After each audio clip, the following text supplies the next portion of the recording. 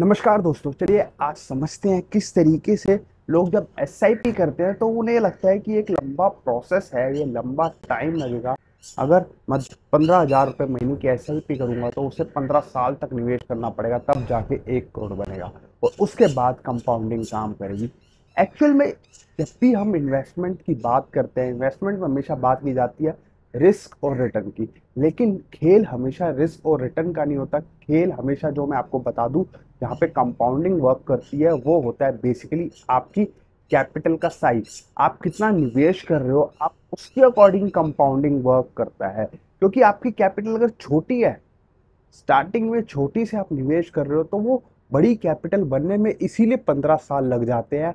और जब जाके 1 करोड़ इकट्ठा होता है और करोड़ के बाद फिर कंपाउंडिंग स्टार्ट होती है। लेकिन अगर कंपाउंडिंग आपको पहले से ही स्टार्ट करनी है, अपनी लाइफ में इन्वेस्टमेंट करनी है, तो ऐसा कुछ कीजिए कि आप ज़्यादा कैपिटल से निवेश करना स्टार्ट कर सके। ज़्यादा कैपिटल निवेश करेंगे तो आपकी कंपाउंडिंग उसी टाइम से वर्क करना स्टार्ट करेगी। एकदम से आपका पैसा बढ़ना तेजी से स्टार्ट होगा, है रिटर्न आएगा तो पैसा 5 साल में डबल होना स्टार्ट होगा। तो कंपाउंडिंग इस तरीके से वर्क करती है, ना कि रिस्क और रिटर्न। मतलब ज़्यादा हम रिस्क लेंगे तो क्या हमारा पैसा जल्दी से ग्रो करेगा? नहीं।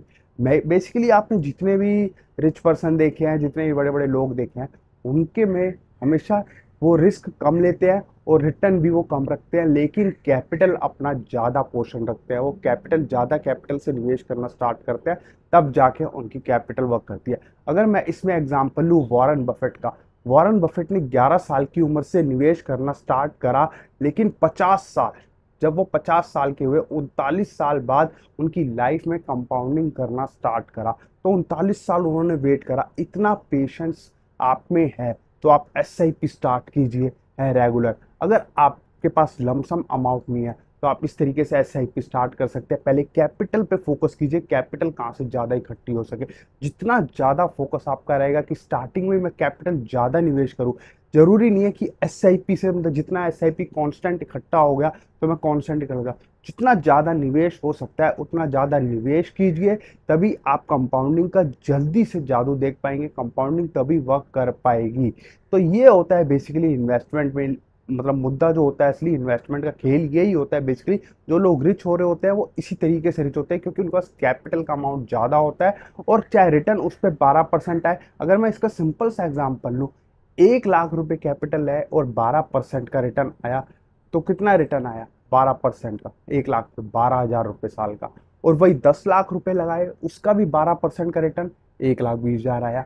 और जो 1 करोड़ लगा रहा है, निवेश कर रहा है, उसका 12% का रिटर्न साल का, 12 लाख रुपए आएगा। तो देखिए किस तरीके से, मतलब रिटर्न वही, रिस्क भी वही, मतलब लेकिन रिटर्न ज्यादा, कंपाउंड ज्यादा हो रहा है पैसा। तो इस तरीके से कंपाउंडिंग वर्क करती है इन्वेस्टमेंट में। तो अगर आप भी निवेश करना चाहते हैं, अगर आप भी चाहते हैं आपकी लाइफ में कंपाउंडिंग वर्क करे, तो आपको सोचना है कैसे मैं कैपिटल ज़्यादा इकट्ठी करूं, कैसे ज़्यादा निवेश करूं, कैसे मैं बचाऊं और ज़्यादा पूंजी डालूं, निवेश करके चलूं। तभी मेरी कैपिटल बढ़ पाएगी और तभी मैं कंपाउंडिंग का मजा ले पाऊंगा। और सबसे बड़ी बात, अगर वेल्थ बनानी है, अब वॉरेन बफेट का एग्जाम्पल लेते हैं। अगेन वॉरेन बफेट, देखिए उन्होंने वेल्थ इसीलिए बनाई क्योंकि 94 ईयर्स के वो आज हो गया है। उन्होंने इतना लंबा प्रोसेस दिया है, उनकी उम्र ज़्यादा थी, इसलिए वो अपनी वेल्थ बना पाए। तो इसलिए वेल्थ बनाने के लिए हमेशा याद रखिए, वेल्थ बना रहे हैं तो उससे पहले इंपॉर्टेंट हेल्थ भी है।